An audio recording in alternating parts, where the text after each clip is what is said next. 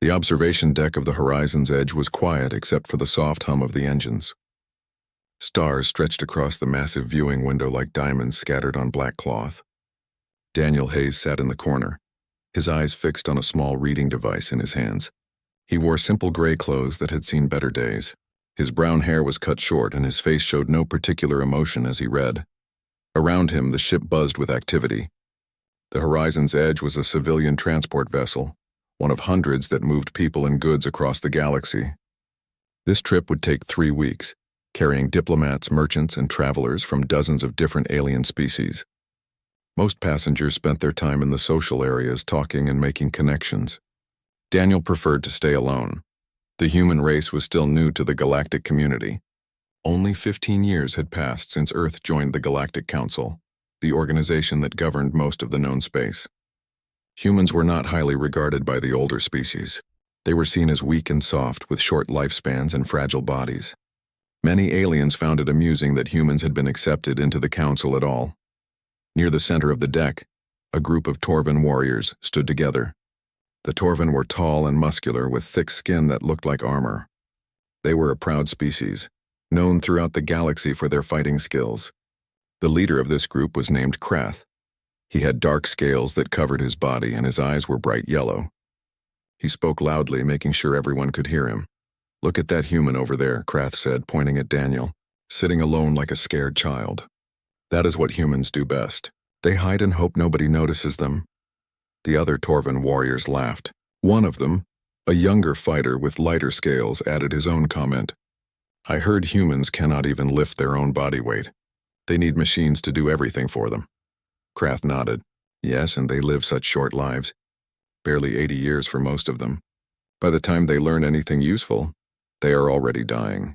What a waste of space they are." Daniel heard every word. The Torvan were not trying to be quiet. He continued reading his device, his face showing nothing. This was not the first time he had heard such things.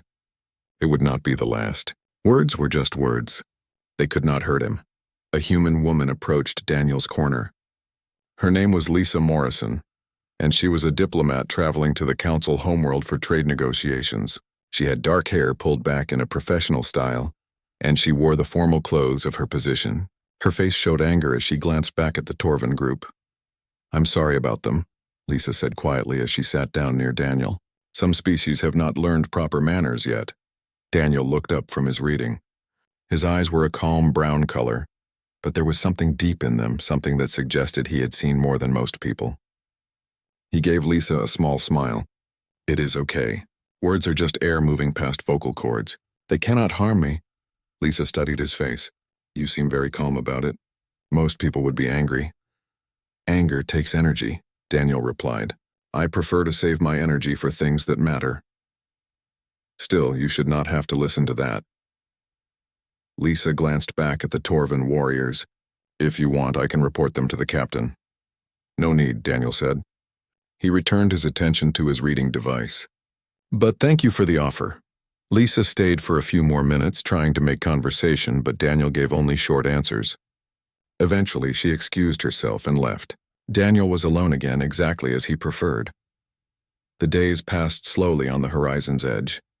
The ship moved through empty space, jumping between star systems using massive gates that bent reality itself. Most passengers found ways to occupy their time. Some worked, some socialized, and some simply watched the stars pass by. Daniel kept to his routine. He woke early, ate simple meals in his small cabin, and spent most of his time reading or staring out at the darkness of space. He avoided crowds when possible. When the Torvan warriors saw him in the hallways, they would sometimes make comments or jokes. Daniel never responded. He would simply nod politely and walk away. Krath seemed to take Daniel's silence as a challenge. Each day his comments grew louder and more insulting. He talked about how humans always chose diplomacy over fighting because they were too weak to defend themselves. He told stories, some true and some invented, about human cowardice in past conflicts. His fellow warriors laughed and encouraged him. Other passengers watched these interactions with mixed feelings. Some felt sorry for Daniel. Others found it entertaining. A few species who had fought against humans in the past agreed with Krath's assessment. Humans were weak. That was simply a fact of nature. The ship's captain was a Delmar named Velzen. The Delmar were an aquatic species, and Velzen wore a special suit filled with water to keep his skin moist. He ran a good ship and maintained order among his diverse passengers. However, he did not interfere in what he considered minor disputes. As long as nobody was physically harmed, passengers could say what they wished. On the 20th day of the journey, something changed. Daniel was sitting in his usual spot on the observation deck. The stars outside were different now, belonging to a region of space he had seen before many years ago. His eyes traced the patterns of distant suns, and his mind wandered to memories he tried to keep buried. Lisa Morrison entered the deck and walked over to him. "We should arrive at the Council homeworld in 2 more days," she said, sitting down nearby. "Are you traveling for business or pleasure?" "Neither," Daniel answered. "Just traveling. That must be nice," Lisa said. "I wish I could travel with no destination in mind. Just seeing the galaxy for its own sake." Daniel was quiet for a moment. Then he said, "Sometimes moving forward is easier than standing still." Before Lisa could ask what he meant, alarms began to blare throughout the ship. Red lights flashed in the corners of the ceiling. The pleasant hum of the engines changed pitch, becoming urgent and strained. Captain Velzen's voice came over the communication system. "All passengers remain calm and return to your cabins immediately. We have detected ships approaching at high speed." The observation deck erupted into confused noise. Passengers stood and moved toward the exits, their voices rising in concern. The Torvan warriors grabbed their personal weapons, small arms that were allowed on civilian ships for self-defense. Daniel did not move. He sat perfectly still, his eyes closed, his breathing slow and controlled. Lisa noticed and felt a chill run down her spine. Everyone else was panicking or preparing to fight. But this quiet human seemed to be centering himself, gathering something inside him like a storm preparing to break. The ship shuddered as something impacted the hull. More alarms sounded. Captain Velzen's voice returned, but this time there was fear in it. "Pirates, Ravager-class vessels. They are demanding we shut down our engines and prepare to be boarded." Krath laughed, a harsh sound without humor. "Finally, some action. These Ravagers will learn what it means to face Torvan warriors." Other passengers were not so confident. The Ravagers were known throughout the galaxy as brutal criminals who showed no mercy. They took slaves, held people for ransom, and killed anyone who resisted. Encountering them was every traveler's nightmare. Daniel opened his eyes. For just a moment, Lisa saw something in his expression that made her blood run cold. It was not fear. It was not even anger. It was resignation mixed with a terrible sadness, like a man watching a tragedy he knew was coming but could not prevent. His lips moved, forming words so quiet that only Lisa, sitting close by, could hear them. "Not again." The ship shuddered once more as the Ravagers attached their boarding pods to the hull. The sound of metal grinding against metal echoed through the corridors. Somewhere in the distance, someone screamed. Daniel stood slowly, his movements careful and precise. He looked out at the stars one last time, as if saying goodbye to something. Then he turned and walked toward the exit, following the panicking crowd toward an uncertain fate. The sound of metal tearing echoed through the ship. 3 different locations on the horizon's edge were breached at the same time. The Ravagers knew what they were doing. This was not their first attack on a civilian vessel. They poured through the openings like insects from a disturbed nest. The Ravagers were not one species but many. Some were Kreks, the tall reptilian creatures with powerful muscles and sharp teeth. Others were Vren, the insect-like beings with multiple arms and fast movements. Among them were augments, beings who had replaced parts of their bodies with machines, making them stronger and more dangerous than nature intended. The ship's security force tried to fight back. 6 guards with basic weapons stood their ground in the main corridor. They fired their weapons, managing to hit a few Ravagers, but they were quickly overwhelmed. The pirates had better armor, better weapons, and much more experience. Within minutes, 3 guards were dead and the rest surrendered. The passengers were herded into groups. The Ravagers moved with practiced efficiency, separating people based on their value. Diplomats and wealthy merchants were pushed to one side. These were the ones who could be ransomed for credits. Warriors and strong-looking individuals went to another group. They would be sold as fighters or guards. The rest, including Daniel, were sorted into the lowest category. They would become slave labor in mines or factories on distant worlds. Krath and his Torvan warriors tried to resist. The proud fighters refused to surrender without a battle. Krath himself managed to kill 2 Ravagers with his bare hands before the pirates used neural stunners on him. The weapons sent waves of pain through his body, dropping him to the floor where he twitched and groaned. The other Torvan warriors saw what happened and stopped fighting. The leader of the Ravagers was an augment named Vex. Half of his face was covered with metal, and his eyes glowed red from optical implants. Scars covered the parts of his skin that were still organic. He walked through the captured passengers, studying them like a farmer examining livestock. "You will all obey," Vex announced in a voice that was part organic, part electronic. "Anyone who causes trouble will die. Anyone who tries to escape will die. Anyone who even thinks about being a hero will die. Is this clear?" The passengers nodded or murmured their agreement. They had no choice. To prove his point, Vex pulled out a weapon and pointed it at one of the security guards who had survived. "This man tried to hide a weapon in his boot," Vex said. "That shows he was planning to resist later." He pulled the trigger. The guard fell dead before he could speak a word in his defense. A wave of horror swept through the prisoners. Children cried. Adults looked away. The message was clear: total obedience or death. Daniel stood in the slave labor group, his face showing no emotion. A Ravager, a large Krex with green scales, grabbed him by the shoulder and pushed him forward. "Move, human. You are worth less than the air you breathe." Daniel stumbled but said nothing. He moved where he was told to move, following the other prisoners toward the cargo bay, where they would be locked up until the Ravagers decided what to do with them.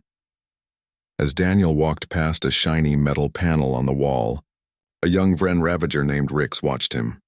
Rix had not wanted to become a pirate. His family owed money to the wrong people, and he was forced to work for the Ravagers to pay the debt. He hated what he had to do, but he had no choice. Something about the human caught Rix's attention.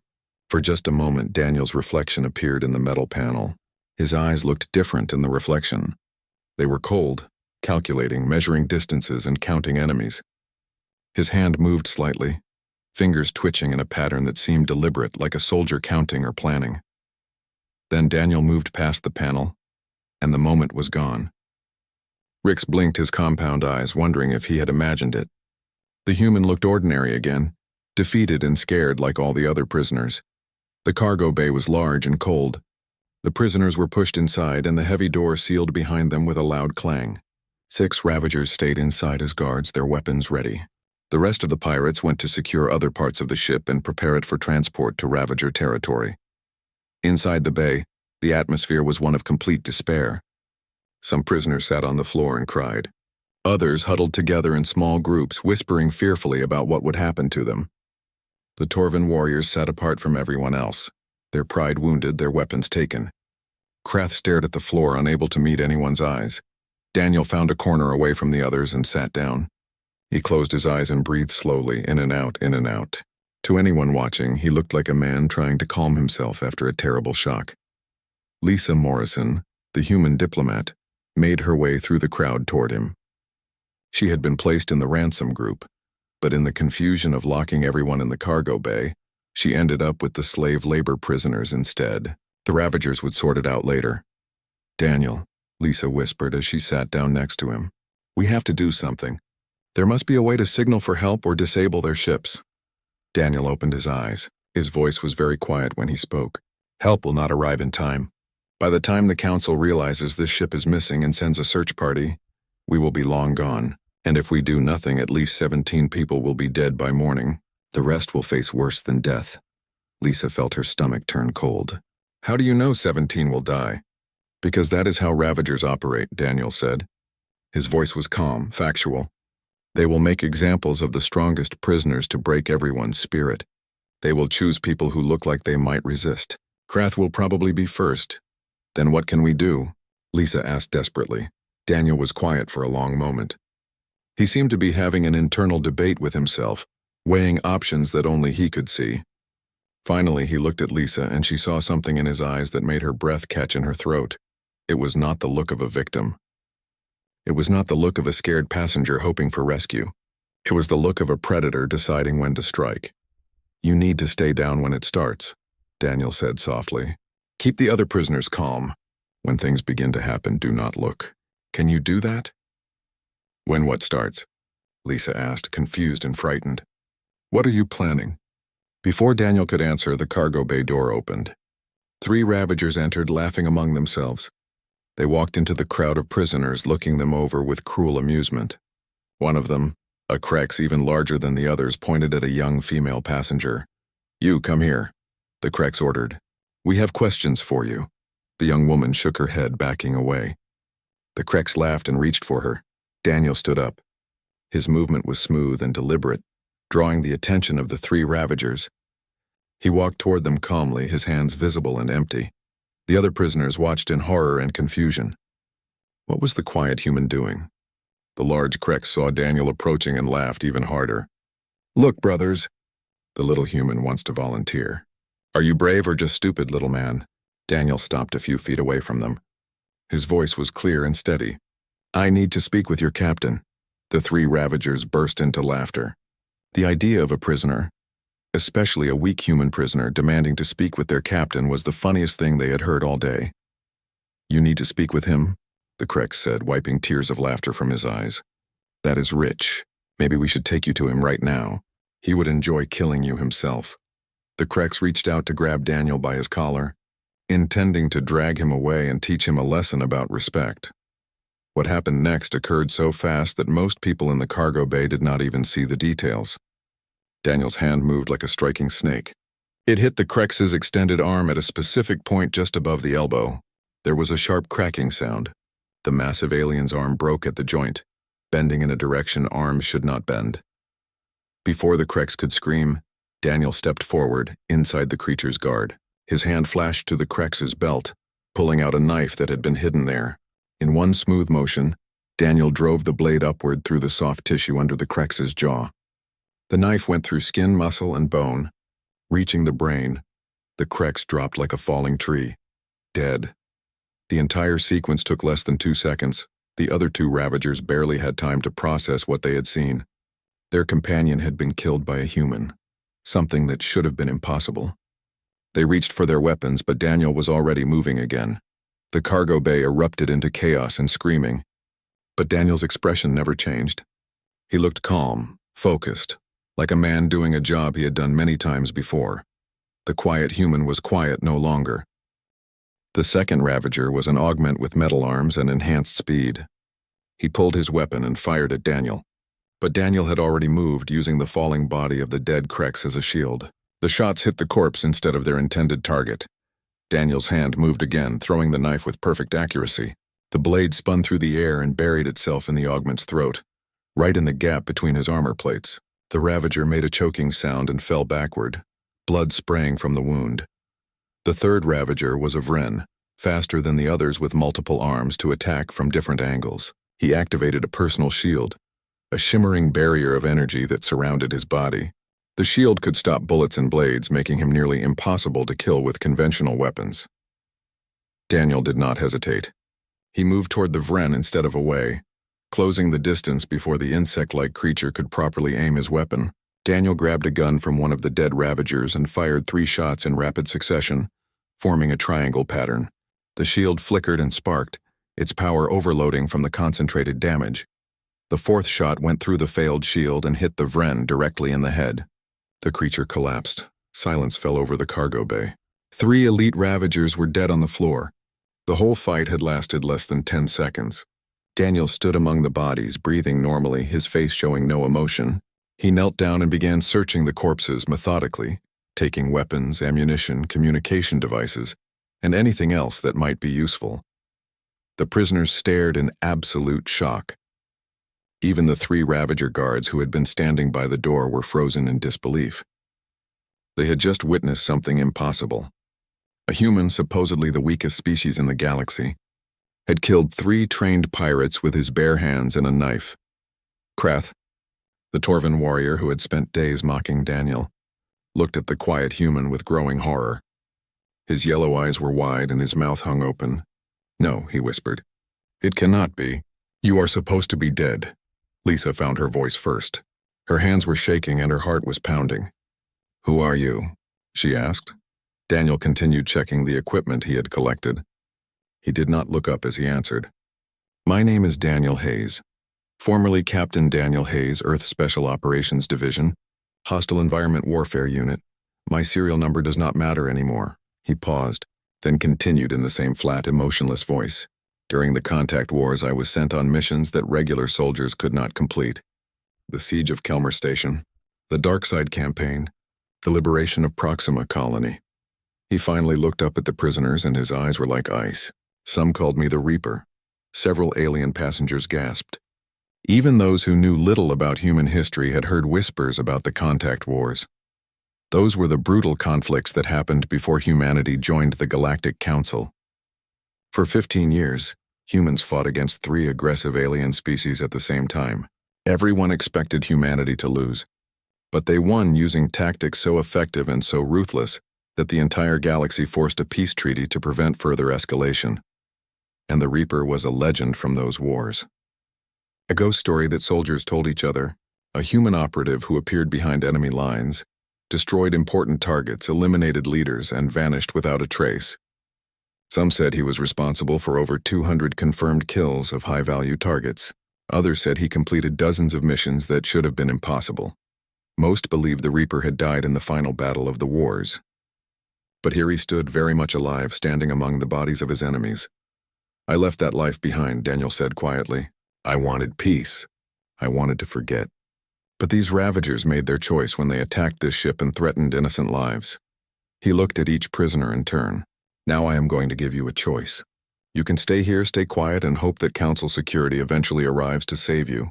That might take days or weeks, and many of you will die before help comes. Or you can help me. Follow my instructions exactly, and we might all survive this. The 3 Ravager guards by the door finally recovered from their shock. They raised their weapons and started shooting at Daniel. But Daniel had expected this. He rolled behind a cargo container, using it as cover. His hand came up, holding the gun he had taken from the dead Ravager, and he fired 3 precise shots. The first guard fell. The second guard's weapon was shot from his hands. The third guard tried to run but found the door locked from the outside. Before he could override it, Daniel was there, moving with frightening speed. A quick strike to the neck, and the guard fell unconscious. Daniel dragged the 3 guards to a corner and tied them up using their own equipment. He removed their weapons and communication devices, adding them to his growing collection. Then he turned back to the prisoners. Krath slowly rose to his feet. The proud Torvan warrior who had mocked Daniel every day now looked at him with respect and fear. What do you need us to do, Reaper? Daniel allowed himself a thin smile, though there was no happiness in it. First, we even the odds. For the next hour, Daniel outlined his plan. He spoke in simple, clear terms, making sure everyone understood their role. He knew ships like this. He knew how pirate operations worked. He had spent years studying enemy tactics, learning their weaknesses, finding ways to defeat superior forces through intelligence and planning. The Ravagers had 43 crew members in total. 6 had been guarding the prisoners, and 3 of those were now dead or unconscious. That left 40 active enemies. 12 were on the bridge, controlling the ship. 10 were in the engineering section, making sure the Horizon's Edge stayed under their control. The rest were spread throughout the vessel on patrol or support duties. Daniel divided the able prisoners into teams. The Torvan warriors, who had combat training even if they lacked actual battle experience, would create distractions. The Vren passengers, who had natural telepathic abilities, would help coordinate everyone's movements silently. Lisa and the other humans would handle technical tasks like sealing doors and controlling life support systems from service panels. Daniel himself would do what he did best.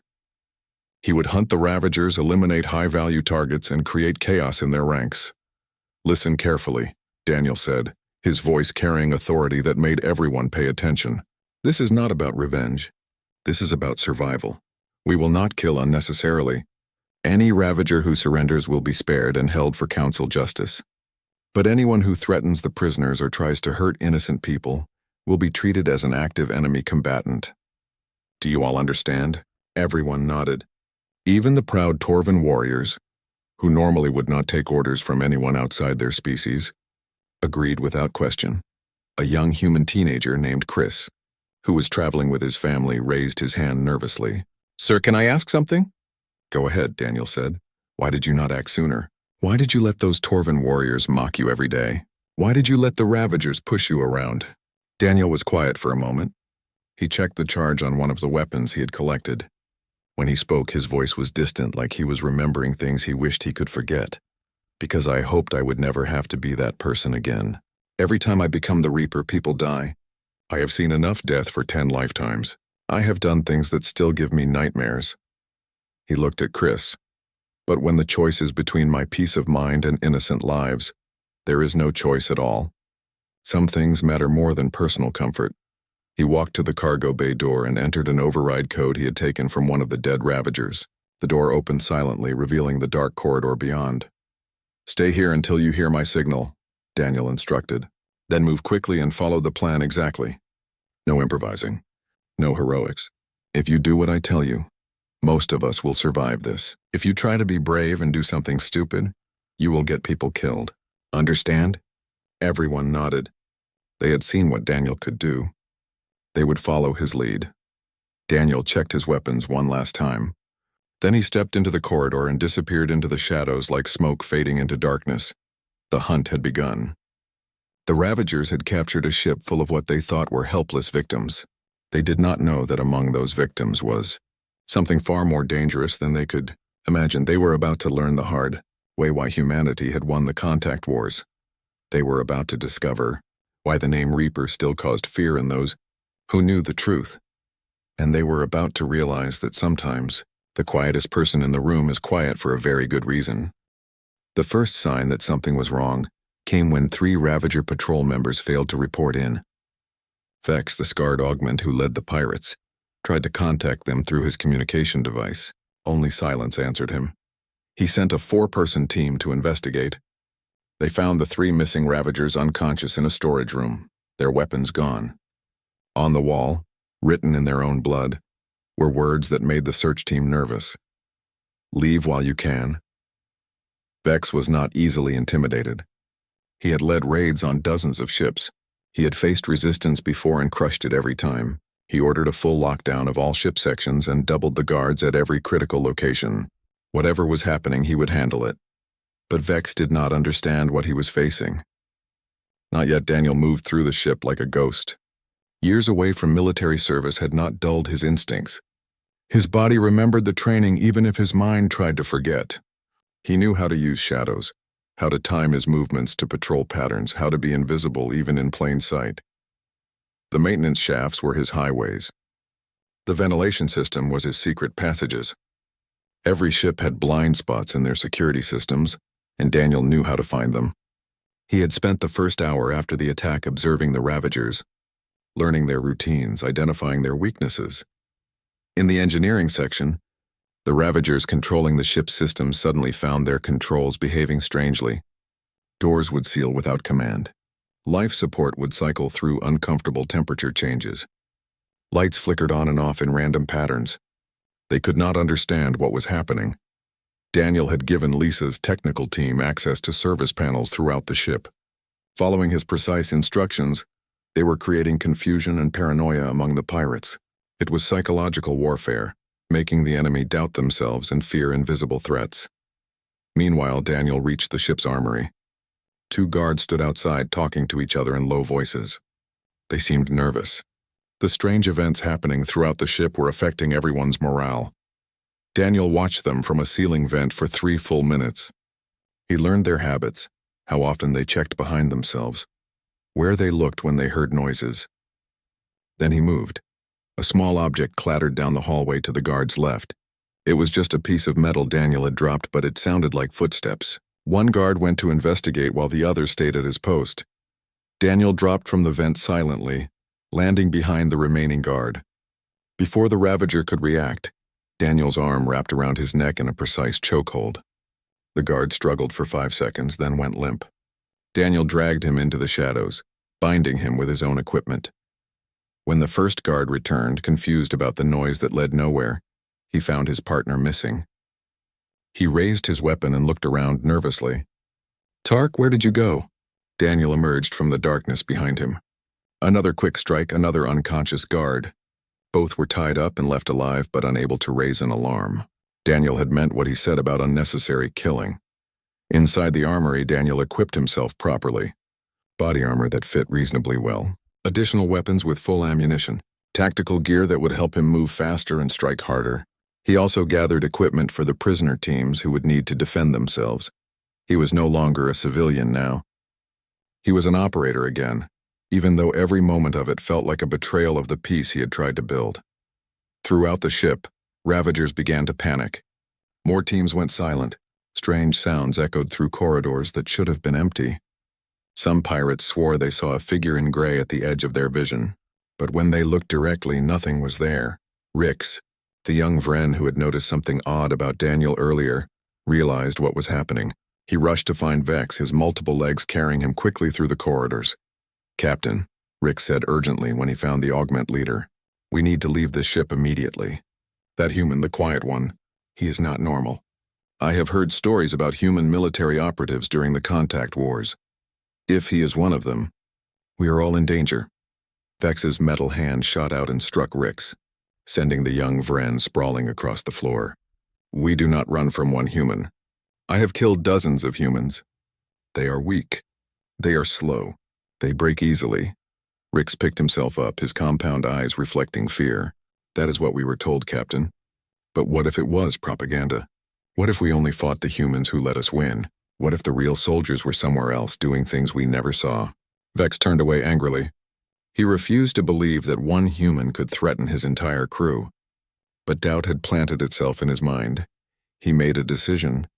All remaining crew would fall back to the bridge, the most defensible location on the ship. They would consolidate their forces, keep important hostages as leverage, and wait for reinforcements from the Ravager fleet.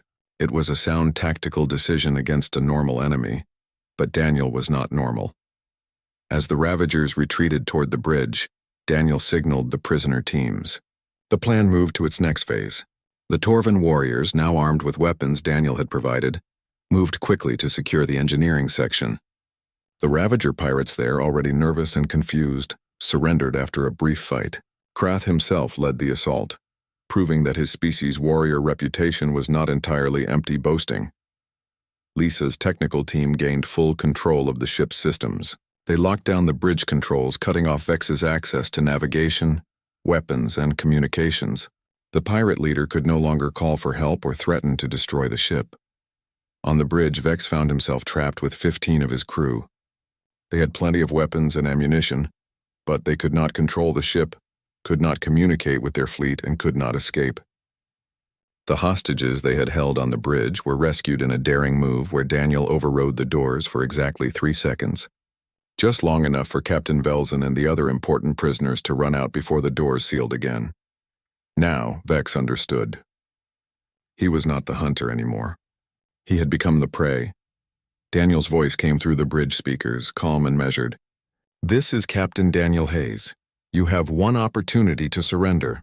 Put down your weapons now and you will face justice through proper legal channels. You will go to trial. You will be treated according to Galactic Council law. Choose violence instead and I will end this my way." Vex's response was full of false confidence. "You are one human against 15 of us and we are behind reinforced doors. You cannot win." There was a long pause. When Daniel spoke again, there was something in his voice that made even the hardened pirates nervous. It was not anger or hatred.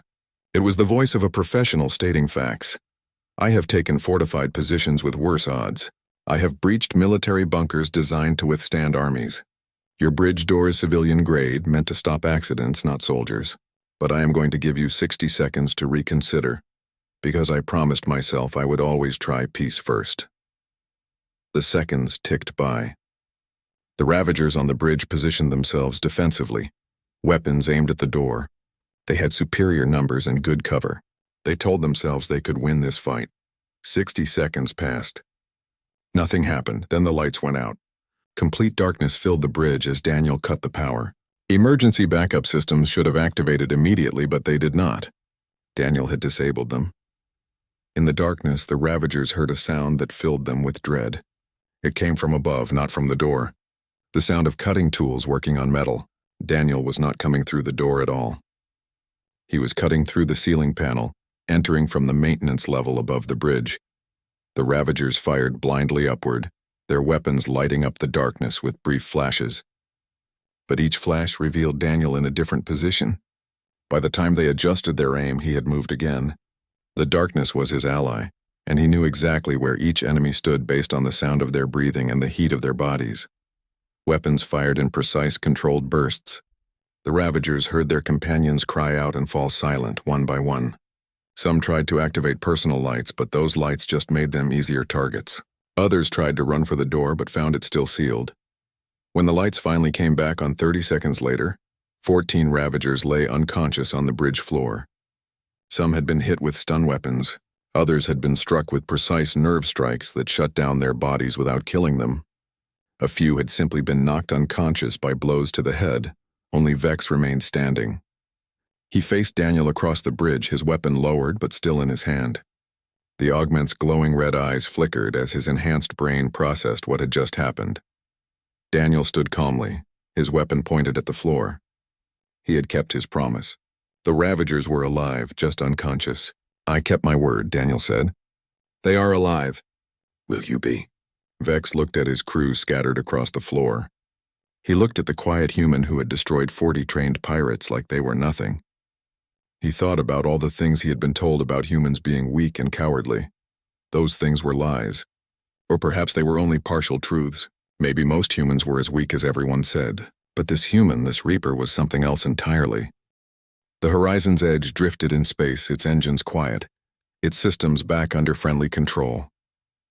Captain Velzen broadcast an emergency signal using the codes that would alert Galactic Council patrols. Help would arrive soon. In the cargo bay, all 43 Ravager prisoners sat bound and guarded by the Torvan warriors. Some of the pirates were still unconscious from Daniel's assault. Others sat quietly, their confidence shattered. They had learned a hard lesson about underestimating their enemies. A Council patrol ship arrived within 4 hours, responding to the distress signal. When the Council security forces boarded the horizon's edge, they expected to find dead passengers and a captured ship. Instead, they found organized prisoners, minimal casualties, and a story that shocked everyone who heard it. Lisa Morrison gave her official testimony to the Council investigators. She described everything she had witnessed, from the initial attack to Daniel's revelation as a legendary operative from the Contact Wars. The Torvan warriors confirmed her story, their voices filled with respect they had not shown before. Even Captain Velzen, who had dismissed human capability just days ago, admitted that without Daniel's intervention, everyone on the ship would be dead or enslaved. But Daniel himself presented a problem for the Council. Galactic law had strict rules about violence, even defensive violence. Some Council members argued that Daniel should face charges for killing 3 Ravagers, even though it happened during a rescue. Others argued he deserved medals and public recognition. The debate became political quickly. Some species saw this as proof that humans were more dangerous than anyone realized. Others saw it as evidence that humanity should be respected as equals in the galactic community. Daniel sat alone in a small room on the Council ship, waiting for their decision. He was not quite a prisoner, but he was not quite free either. His weapons had been taken, but he was not locked in. Guards stood outside his door, but they did not prevent Lisa from visiting him. She brought him food and company, sitting across from him at a small table. "Why did you retire?" she asked after a long silence. "If you were that skilled, why walk away from military service?" Daniel stared at his hands for a long moment before answering. "Because I was too good at it. During the Contact Wars, I did things that needed doing. I saved human colonies. I protected our people when we were vulnerable and alone against hostile species. But along the way, I became something I did not recognize," he continued, his voice quiet. "Every mission made it easier. Every enemy I eliminated felt more justified. I stopped seeing people and started seeing targets. One day I looked in a mirror and saw a weapon, not a person. That terrified me more than any battle ever did." Lisa listened carefully. "So when the wars ended, you left." "I could have stayed," Daniel said. "They wanted me to. The military offered me positions, promotions, anything to keep me in service. But I realized that if I kept going, I would lose the ability to see people as people. Enemy soldiers would just become obstacles to remove. I needed to remember why I fought in the first place. To protect life, not to take it." "So you became nobody," Lisa said softly. "You traveled quietly, read books, watched stars. You tried to be normal." "I wanted to believe I could be," Daniel admitted. "I wanted to believe the Reaper could stay buried and forgotten." The door opened. A council arbiter entered, wearing the formal robes of his position. Captain Velzen and Krath followed him. Seeing Krath made Daniel remember the mockery and insults from just days ago. It felt like a lifetime had passed since then. The arbiter spoke with formal precision. Daniel Hayes, the council has reviewed your case thoroughly. We have heard testimony from multiple witnesses. The circumstances were extraordinary. Your actions were proportionate to the threat. And multiple sources confirm you showed remarkable restraint given the situation. All potential charges against you are dismissed. Daniel nodded slowly. Relief showed on his face for the first time since the attack. He had feared the council might make an example of him, might punish him for being too effective at violence even when that violence saved lives. But the arbiter was not finished. However, there is another matter we must discuss. Your identity as the Reaper has caused significant discussion within military and intelligence circles across the galaxy. Many species believed you were killed in the final battles of the Contact Wars. Others thought you were exaggerated legend, a story soldiers told to frighten each other. Your confirmed existence and your demonstrated capabilities changed certain strategic assessments. I am retired, Daniel said firmly. I am not going back to that life. I cannot. We understand, the arbiter replied, and we are not asking you to return to combat operations. But there is a request, not an order. The Council maintains peacekeeping and security forces across the galaxy. We face pirate fleets, criminal organizations, and hostile groups daily. We lose good people trying to contain these threats with only moderate success. Captain Velzen stepped forward. What the arbiter is trying to say is that we need people like you, not as soldiers but as teachers. The Council's security forces are well trained by our standards. But the Contact Wars proved that humans developed tactics and strategies that other species never considered. Close quarters combat techniques, infiltration methods, psychological warfare. You could teach us these things. Krath spoke next, his voice respectful in a way it had never been before. I mocked you because I thought strength was about size and weapons. You showed me it is about training, discipline, and purpose. I would be honored to learn from you, if you would accept students like me. Daniel was quiet for a long time. The room waited for his answer. Finally, Lisa spoke gently. We are not asking you to be a weapon anymore. We are asking you to make sure the next generation of protectors can handle threats without becoming what you feared you were becoming. You could teach them to be better than you think you were. Daniel thought about Rix, the young Vren Ravager who had been forced into piracy by debt. He thought about Chris, the teenager who had watched everything happen. He thought about all the people throughout the galaxy who faced danger because someone had to stand between innocence and violence. I have conditions, Daniel said finally. I teach defensive tactics only. My students will learn when not to fight, not just how to fight. Strategy over aggression, protection over elimination, and I am never referred to by my old call sign. That name stays buried with the past. The arbiter nodded. Agreed. You will have complete autonomy over your curriculum and full discretion about teaching methods. Daniel stood and extended his hand to the arbiter. They shook, sealing the agreement. Daniel Hayes had found a new purpose, one that did not require him to be the Reaper but still allowed him to protect people. Over the following months, Daniel established a training program at the Council's main security academy. His classes were unlike anything the galaxy had seen before. He taught students from dozens of different species, sharing human tactical innovations while learning from their unique natural abilities. The Torven learned that strength meant knowing when to hold back. The Vren learned that their telepathic abilities were as valuable for coordination as for combat. The Delmar learned that their aquatic nature gave them advantages in three-dimensional thinking that land-based species struggled with. Daniel became known not as the Reaper, but as the instructor. His students graduated and spread across the galaxy, making security forces more effective while reducing casualties on all sides. Pirates and criminals found their operations increasingly difficult as teams trained in human methodology disrupted their activities. Krath became one of Daniel's most dedicated students. The proud Torven warrior who had mocked Daniel now led a rapid response team that rescued hostages across 3 sectors. He credited everything he accomplished to the lessons about discipline and restraint that the quiet human had taught him.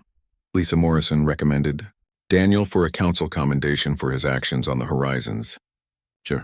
He accepted the award with quiet grace, giving a short speech about how true heroism was not about fighting, but about protecting those who could not protect themselves.